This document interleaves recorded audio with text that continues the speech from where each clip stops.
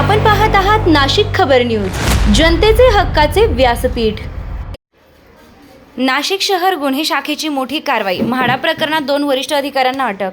म्हाडा प्रकरणात नाशिक शहर गुन्हे शाखेनं मोठी कारवाई करत नगर रचना विभागाचे सहाय्यक संचालक कल्पेश पाटील तसेच भूमी अभिलेख विभागाचे उपअधीक्षक बिपिन काजळे यांना अटक केली आहे। या कारवाईमुळे प्रशासकीय वर्तुळात मोठी खळबळ उडाली आहे। सदर प्रकरणात आर्थिक गैरव्यवहार व शासकीय कामकाजातील अनियमिततेबाबत तपास सुरू असून गुन्हे शाखेकडून संबंधित अधिकाऱ्यांची सखोल चौकशी करण्यात येत आहे। अटकेनंतर दोन्ही अधिकाऱ्यांना न्यायालयात हजर करण्यात आलं असता न्यायालयानं त्यांना 11 मे पर्यंत पोलीस कोठडी सुनावली आहे। या प्रकरणात आणखी काही अधिकारी किंवा संबंधित व्यक्तींचा सहभाग आहे का याबाबतही तपास यंत्रणा माहिती घेत असून आगामी काळात आणखी धक्कादायक खुलासे होण्याची शक्यता वर्तविण्यात येत आहे। नाशिक शहर गुन्हे शाखेकडून प्रकरणाचा तपास वेगानं सुरू असून संबंधित कागदपत्रे आर्थिक व्यवहारांची छाननी केली जात आहे।